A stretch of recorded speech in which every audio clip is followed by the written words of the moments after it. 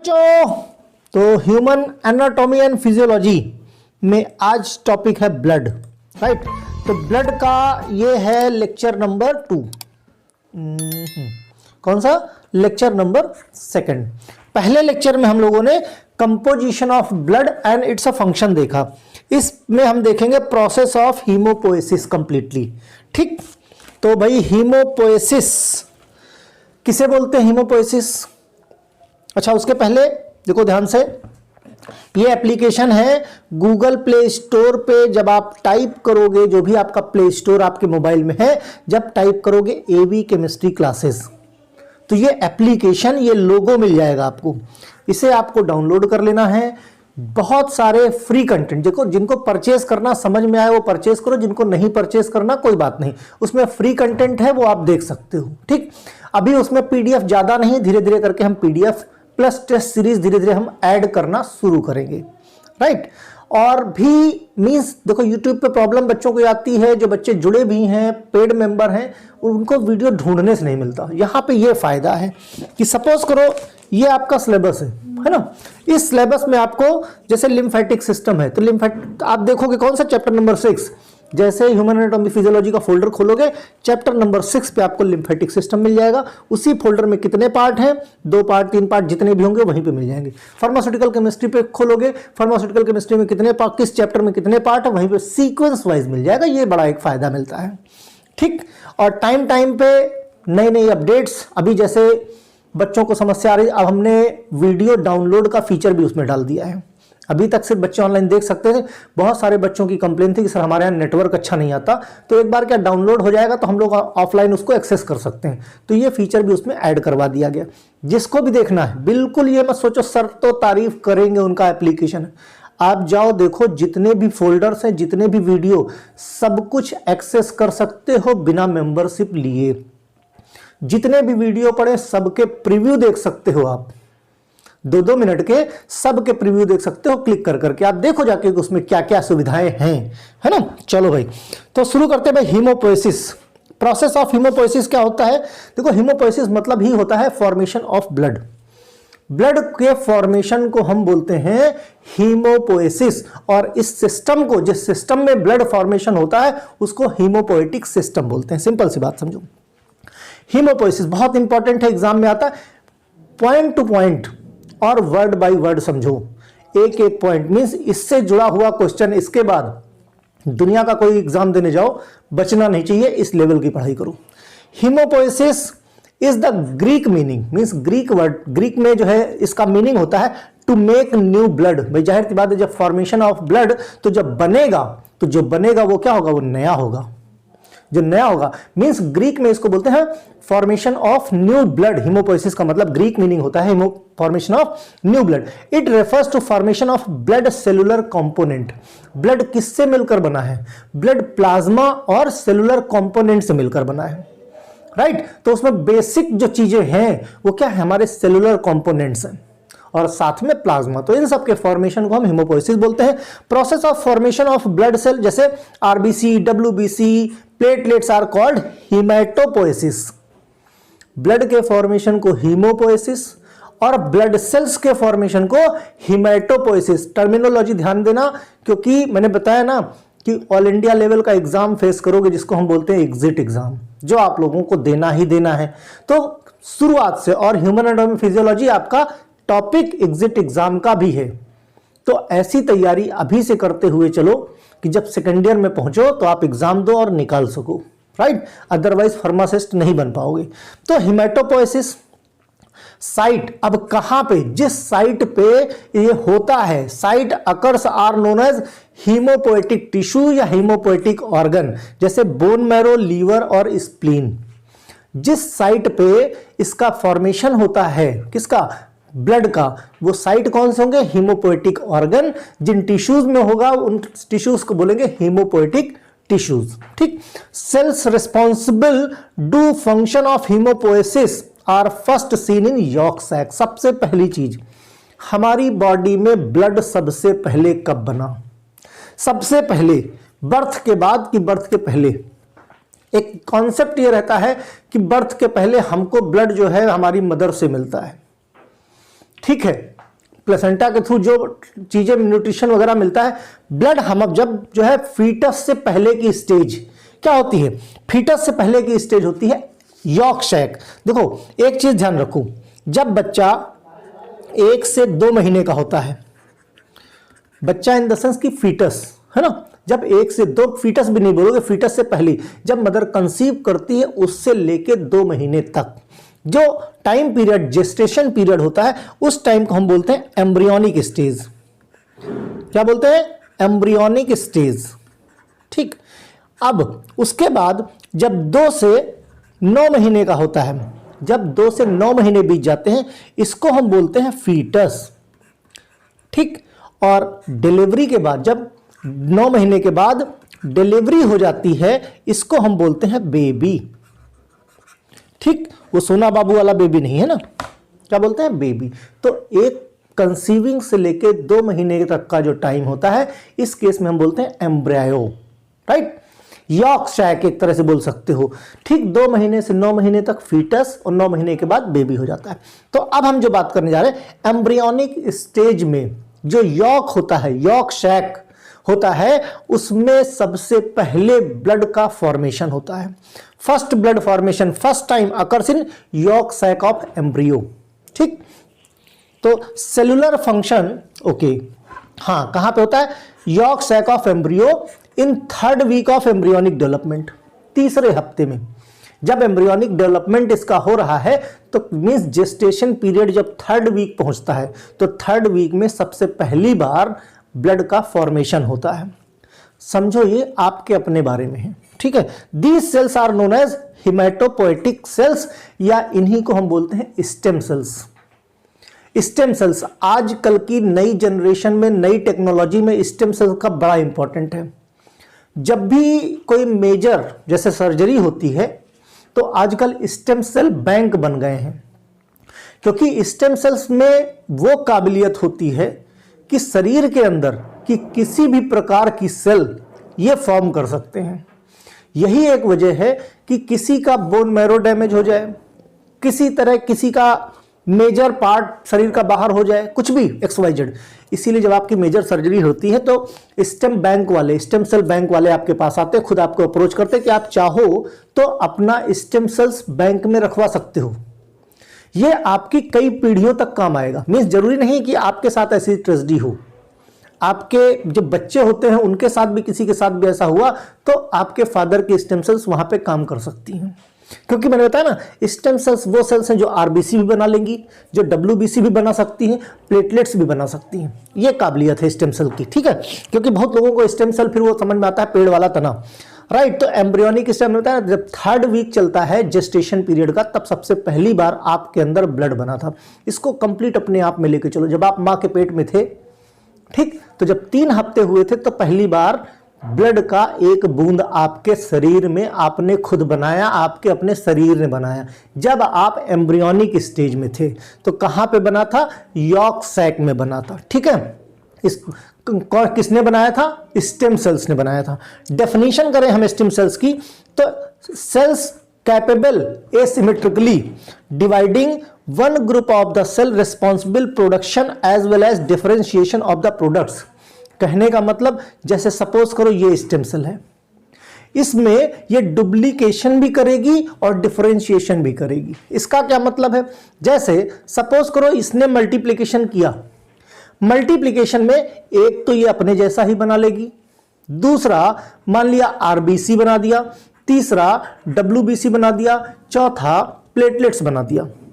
तो ये RBC WBC platelets जो बने ये डिफरेंशिएशन हुए। डिफरेंशिएशन मतलब ये खुद तो स्टेम सेल है, खुद क्या है, ये स्टेम सेल है। तो स्टेम सेल सबसे पहले तो क्या अपना एक बना लेगा स्टेम सेल, ताकि आगे जाके वो डिवीजन तो कर सके, अपना अस्तित्व तो खत्म नहीं कर देगी। और बाकी डिफरेंशिएशन तो खुद डुप्लीकेशन एंड डिफरेंशिएशन दोनों तरह के प्रोडक्ट बनाती है।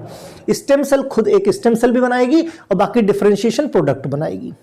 Another group of the cells responsible to maintain original population if stem cell shows the character called the self renewal। अगर स्टेम सेल बनाती है तो उसको हम रिन्यूअल बोलते हैं, मींस अपने जैसा ऑफ स्प्रिंग उसने बनाया। जब वो RBC WBC या प्लेटलेट्स बनाती है तो वो डिफरेंशिएशन करती है। मीन्स अपने से डिफरेंट प्रोडक्ट बनाना, that is called differentiation. Haemopoietic system is also take origin in mesoderm. इसकी जो ओरिजिन होती कहां से होती है? मीजोडर्मल ओरिजिन होती है, mesoderm of the gonads and mesoderm of the mesonephrons. Gonads के टाइम पे मीजोडर्म कहां का? गोनैड्स का। वहां से जो है इसका क्या होता है? डेरिवेटिव होता है, मीन्स वहां से इसका फॉर्मेशन होता है। हीमोपोएटिक स्टेम सेल्स प्रेजेंट कहां पे होती हैं? यॉर्क सेल में होती हैं, यॉर्क सैक में होती हैं। अब पॉइंट को बहुत ध्यान से समझना। चलो एक पॉइंट को समझने से पहले मैं कुछ बना के दिखाता हूं आपको, तो उसके बाद इसको पढ़ते हैं, ज्यादा अच्छे से समझ में आएगा। ठीक है, चलो भाई समझने की कोशिश करो जैसे जैसे मैं समझाता जाता हूं। ठीक, देखो सबसे पहले तो ये है यॉर्क सैक, है ना। एक एक पॉइंट में समझाता जाता हूं। ये है एग यॉर्क, एग यॉर्क। ठीक, एग यॉर्क है जिसको हम बोलते हैं यॉर्क सैक। ओके, चलो कलर चेंज कर लिया जाए थोड़ा सा, एक एक पॉइंट क्लियर हो जाएगा अगर ध्यान से समझोगे तो। ठीक, ये थर्ड वीक ऑफ जेस्टेशन। हमने कहा ना थर्ड वीक में सबसे पहली बार ब्लड बनता है। ठीक है, ये this is called amniotic fluid. इसमें देखो, इसमें दो पार्ट होते हैं। इसके क्या होते हैं? दो पार्ट होते हैं। जो एग यॉर्क सैक होता है, एग यॉर्क होता है, इसके दो पार्ट होते हैं। आधे पार्ट में सपोज करो ये आधा पार्ट है, आधे पार्ट में स्टेम सेल्स होती हैं। ठीक है, और बाकी के आधे पार्ट में एमनियोटिक फ्लूइड होता है, एमनियोटिक फ्लूइड होता है। राइट, ठीक। अब यॉर्क सैक में जो स्टेम सेल्स हैं थर्ड वीक में स्टेम सेल्स अपीयर होने लगेंगी। स्टेम सेल्स अपीयर होती हैं कब? थर्ड वीक में। और जैसे ही स्टेम सेल्स, अच्छा स्टेम सेल्स को इनको हम क्या बोलते हैं? यही जो स्टेम सेल्स होती हैं इनको हम बोलते हैं मल्टीपोटेंट सेल। क्या बोलते हैं? Multipotent cell, multipotent cells. ठीक, इतना ध्यान रखो। अब मल्टीपोटेंट सेल रखने का क्या मतलब हुआ? या मल्टीपोटेंट स्टेम सेल कह सकते हो। इसका क्या मतलब हुआ? इसका मतलब यह हुआ कि ये कुछ भी बना सकती हैं। मींस कोई भी किसी भी तरीके की, ये एक सेल है जिस सेल में कैपेबिलिटी है आरबीसी, ठीक, डब्ल्यूबीसी और प्लेटलेट्स बनाने की। मींस ये मल्टीपोटेंट सेल सब कुछ बना सकती। मींस हीमोपोएसिस के लिए अगर रिस्पॉन्सिबल कौन है तो मल्टीपोटेंट स्टेम सेल्स रिस्पॉन्सिबल है। काहे के लिए? हीमोपोएसिस के लिए। ठीक, ये बात हुई भाई। अब थर्ड वीक में हो गया। अब देखो थर्ड मंथ में यहां पे जो स्टेम सेल्स हैं ये क्या करती हैं? थर्ड मंथ में ये माइग्रेट हो जाती हैं एग यॉर्क से। कहां माइग्रेट होंगी? माइग्रेट हो जाएंगी लीवर और कहां पे? स्प्लीन में। थर्ड या फोर्थ मंथ कह सकते हो। थर्ड या फोर्थ मंथ में ये माइग्रेट हो जाएंगी। कौन माइग्रेट हो जाएगा? ये स्टेम सेल्स जो एग यॉर्क सैक में है ये माइग्रेट हो जाएंगी कहां पे? लीवर और स्प्लीन में। किसके? फीटस के। लीवर और स्प्लीन में ये भाई माइग्रेट हो गई। राइट, लेकिन सारी नहीं माइग्रेट हुई, थोड़ी बहुत पड़ी हुई हैं। ये 4 से 5th मंथ में थोड़ा बहुत यहां पे भी अभी हीमोपोएसिस स्टार्ट रहेगी। बाकी जो बची हुई है वो स्प्लीन में होगी। ठीक, स्प्लीन में होगी। स्प्लीन में होते होते फिर धीरे धीरे करके जैसे जैसे समय बीतेगा ये थोड़ा सा माइग्रेट होंगी कहां? बोन मैरो में। बोन मैरो कैसे? ये ऐसे है, तो यहां पे बीच में पार्ट है, इसको हमने क्या बोला? Bone marrow. अब अगर सिंपल सी बात समझो, जब ये फीटस स्टेज में है, फीटस स्टेज में है, तो फिर इसमें ब्लड सेल फॉर्मेशन कहां कहां हो रहा है? या स्टेम सेल्स कहां कहां मौजूद हैं? लीवर में, स्प्लीन में और बोन मैरो में। फीटस स्टेज में कहां कहां? लीवर, स्प्लीन, बोन मैरो सभी जगह हो रही हैं। ठीक, ये फीटस स्टेज के बाद।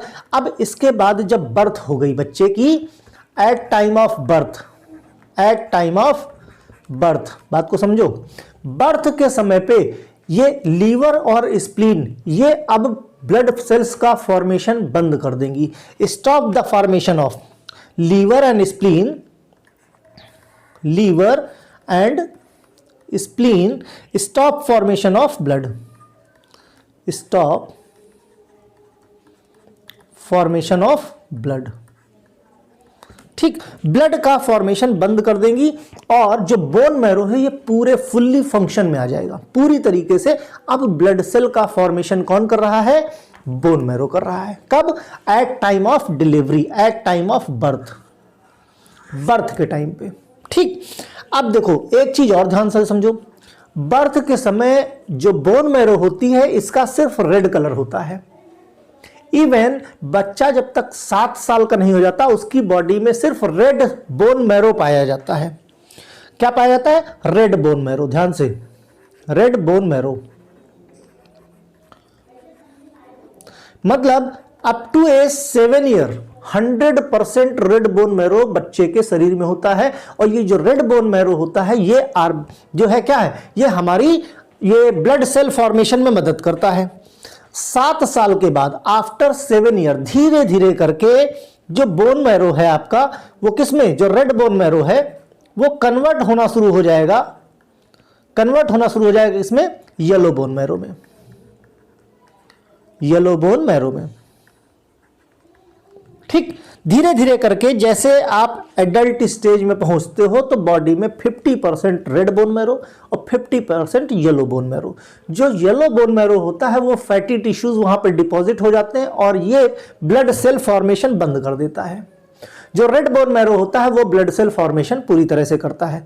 लेकिन जब कभी जरूरत पड़ती है बॉडी को, जैसे किसी का एक्सीडेंट हो गया, किसी केस में ब्लड लॉस ज्यादा हो गया, तो फिर से बॉडी धीरे धीरे करके येलो बोन मैरो को रेड बोन मैरो में कन्वर्ट करना शुरू कर देती है और उससे फिर से काम लेना शुरू कर देती है।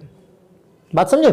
तो ये थोड़ा सा ब्रीफ स्टेप हुआ कि बर्थ के पहले कहां कहां पे बन रहा था ब्लड और बर्थ के बाद कैसे, रेड बोन मैरो क्या है, येलो बोन मैरो क्या है ना। अब हम जो है अब उसको पढ़ेंगे तो होप सो कि तुमको समझ में ज्यादा अच्छे से आएगा। अब देखो ध्यान से, the haemopoietic stem cells present कहां, yolk sac, 3rd week of embryo, migrate 3rd week में कहां पे माइग्रेट करना शुरू करती हैं, liver, migrate liver at around 3rd month of the foetal life. यहां पे liver and spleen, liver and spleen around the 3rd month of the embryo liver get populated with these stem cells means 3rd, अब वहां पे जाके ये क्या multiplication करेंगी और जब 3 महीने का हो जाएगा, 3 महीने का हो जाएगा तो 3rd मंथ में इनमें खूब सारा पॉपुलेशन हो जाएगा, किसका, स्टेम सेल का, ढेर सारा स्टेम सेल्स हो जाएगा। ठीक है, become the major organ of the haemopoiesis, dominant migration, dominant migration मतलब ज्यादातर माइग्रेशन कहां हुआ, लीवर में हुआ। और स्टेम सेल की खास बात क्या है, मल्टीप्लिकेशन यानी ब्लड फॉर्मेशन की। तो ब्लड फॉर्मेशन में क्या करती है, एक तो रिन्यूअल कर लेती है अपने जैसा, बाकी का आरबीसी डब्ल्यूबीसी प्लेटलेट्स बना लेती। तो 3rd मंथ तक ढेर सारा यहां पे क्या स्टेम सेल्स इकट्ठा हो जाएंगी, कहां पे, लीवर में, क्योंकि ज्यादा से ज्यादा माइग्रेशन लीवर में हुआ था। Some hemopoietic stem cells also migrate lymph node spleen, थोड़ी सी लीवर सेल का थोड़ी सी स्टेम सेल का माइग्रेशन लिम्फ नोड और कहां पे, हमारे स्प्लीन में भी हुआ था लेकिन वहां पे माइनर माइग्रेशन हुआ था। ओके, तो liver and lymph node spleen continue haemopoiesis, कहां, कब तक, हिमेटोपोएसिस ऑर्गन अंटिल बर्थ। तो लिम्फ नोड, लीवर और स्प्लीन जब तक बच्चे की बर्थ नहीं होती है ये बराबर हिमेटोपोएसिस यानी ब्लड सेल्स का फॉर्मेशन करते रहते हैं। आफ्टर बर्थ, आफ्टर बर्थ यानी एट टाइम ऑफ बर्थ से liver stop the haematopoiesis activity because 3rd and 4th month of the fetal life migration of stem cells, liver, lymph node, spleen takes place to the bone marrow। देखो, जैसे ही बच्चे का जन्म होता है वैसे ही जो स्प्लीन आपके होते हैं, आपके लीवर होते हैं, ये सब अपना काम करना मींस ये ब्लड सेल का फॉर्मेशन काम करना बंद कर देते हैं।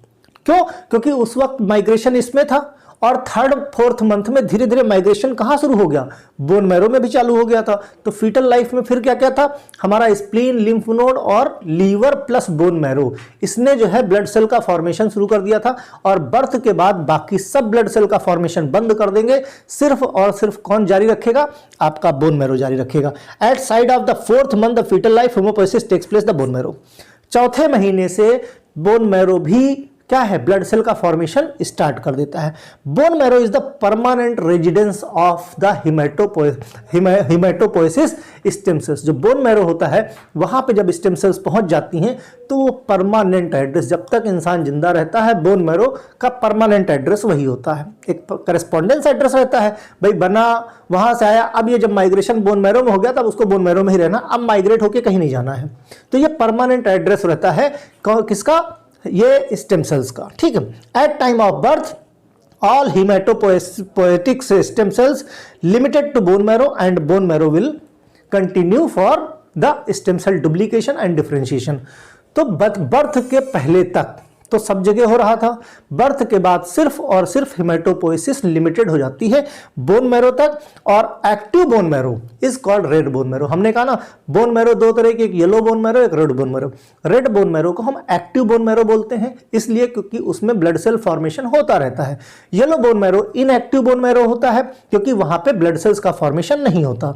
Yellow bone marrow is accumulated of the fat cell, इसी फैट सेल की वजह से इसका कलर येलो होता जाता है। So it is yellow colour and red bone marrow is the highly vascular rich haematopoiesis. अब जो रेड बोन मैरो रेड क्यों होता है, क्योंकि वो हाईली वेस्कुलर होता है, वहां पे खूब सारी जो है ब्लड सेल्स फॉर्मेशन होता है, खूब सारा ब्लड रहता है। और जहां खूब ब्लड रहेगा वहां पे क्या होगा भाई, ज्यादा ब्लड तो ज्यादा चमक, ज्यादा लाल।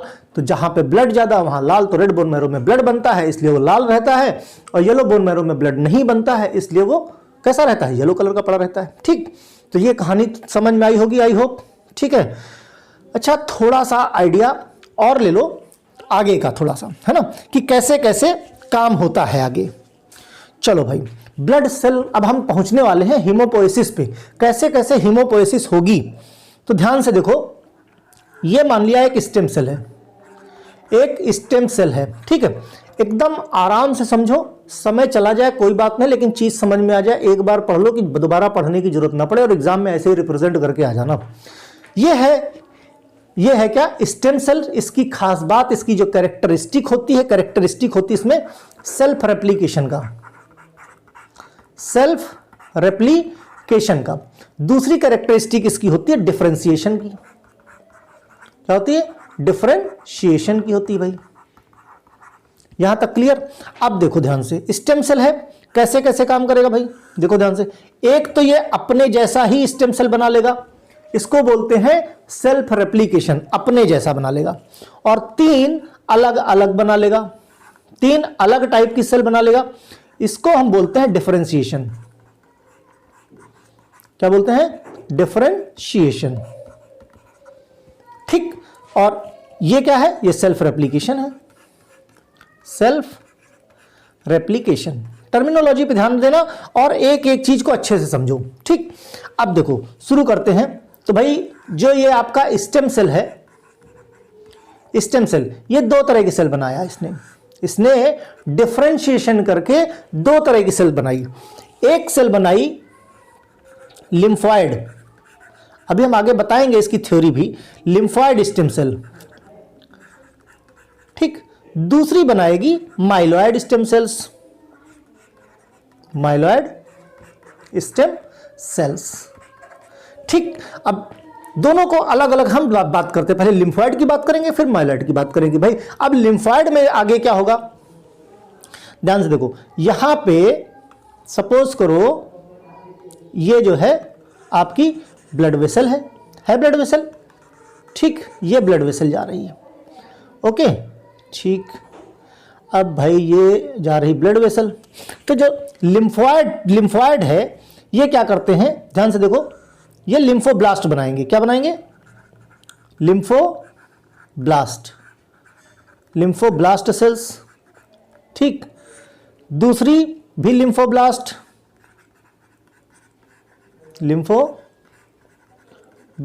और तीसरे भी लिम्फोब्लास्ट। अब देखो हमने बताया ना कि जो स्टेम सेल्स होती है मल्टीपोटेंट होती है, कुछ भी बना सकती हैं।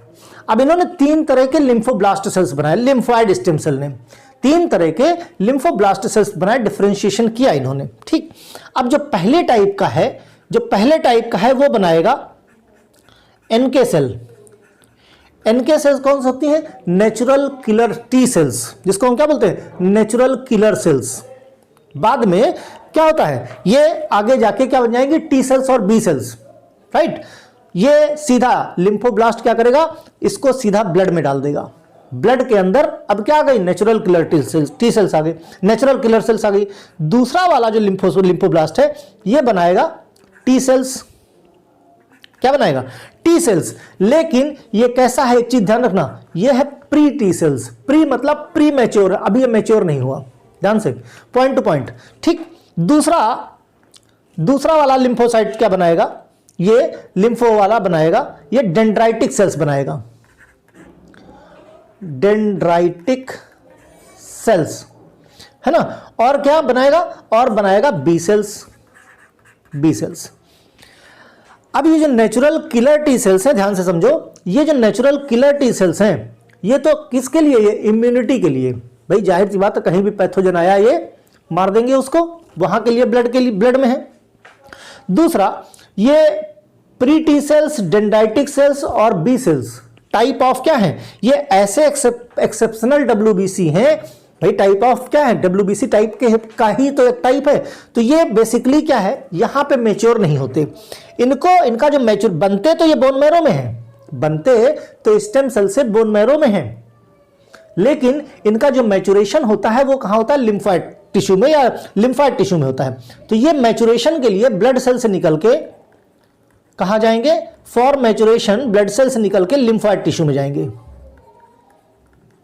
लिम्फॉइड टिश्यू में जाएंगे। ये सारी चीजें हम अभी पढ़ेंगे, ठीक। तो ये किसकी? लिम्फॉइड की बात हुई, तो अब लिम्फॉइड पढ़ ले, फिर माइलॉइड स्टेम सेल की बात करेंगे, फिर माइलॉइड पढ़ लेंगे। ध्यान रहे, एक ही स्टेम सेल से लिम्फॉइड और माइलॉइड बने, है ना। तो लिम्फॉइड हमने देख लिया, लिम्फोब्लास्ट से क्या क्या बन गया, अब उसके बारे में स्टडी कर ले, क्लियर हो जाएगा, राइट। चलो भाई, फिर हम उस पे आएंगे।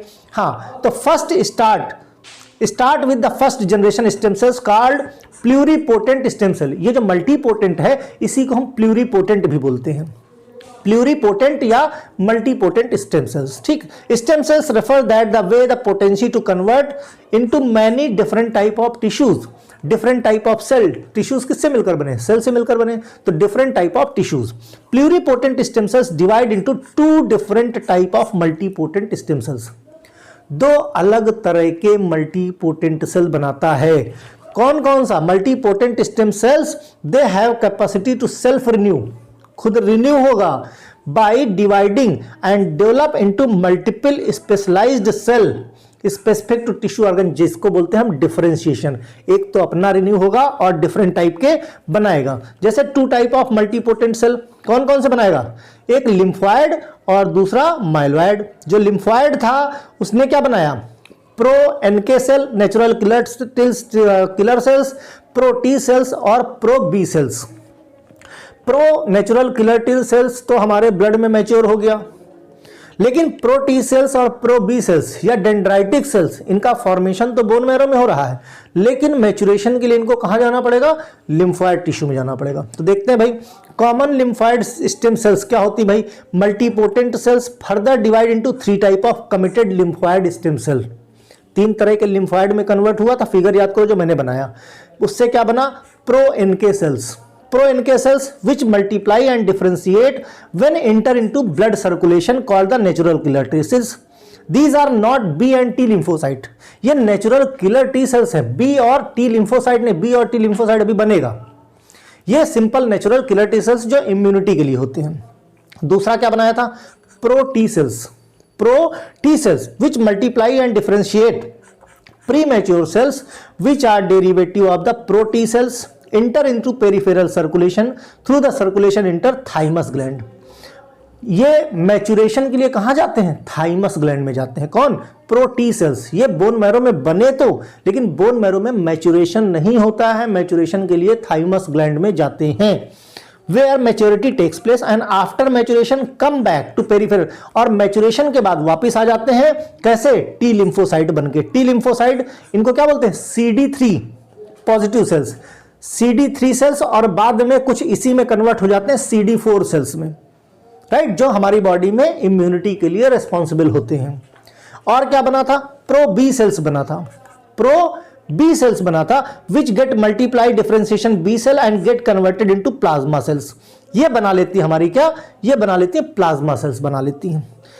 Plasma cells in action of TH2 cells produce antibodies. ये हमारी क्या प्रोड्यूस करती है, प्रोड्यूस करती है antibody, pro B cells, right. इनके मैचुरेशन के लिए भी लिम्फोइड टिश्यू चाहिए होता है, ये भी यहां पे बोन मैरो में बनते हैं, लेकिन मैचुरेशन कहां होता है, जाके आगे। ठीक, अब दूसरा क्या हमने पढ़ा था, दूसरा पढ़ा था माइलोइड स्टेम सेल्स। क्या पढ़ा था, माइलोइड स्टेम सेल्स, याद करो, है ना। दूसरा टाइप था माइलोइड। अब जो माइलोइड है ये फर्दर डिवाइड करेगा, ये डिवाइड करेगा, बनाएगा पहले pre monocyte, pre mast cells, myeloblast cells, erythroblast cells, mega karyocyte.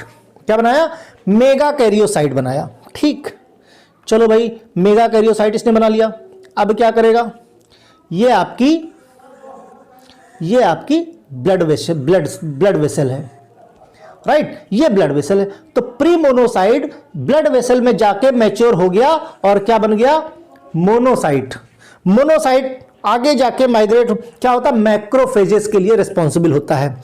Means क्या होता है, ये पैथोजन जब आता है क्या करता है हमारा प्री मोनोसाइट, कोई पैथोजन आया, उस पैथोजन को जाके इंगल्फ कर लेगा। क्या कर लेगा, इंगल्फ कर लेगा, मारता नहीं है, इंगल्फ कर लेता है, और इंगल्फ करके बंदी बना के लेके जाता है लिम्फोइड टिश्यू के पास। उससे बोलता है कि बताओ भाई इसका क्या किया जाए। ये काम किसका है, मोनोसाइट का। मोनोसाइट किल नहीं करता, ध्यान रहे, मोनोसाइट खाली पकड़ के लेके जाएगा लिम्फोइड टिश्यू के पास।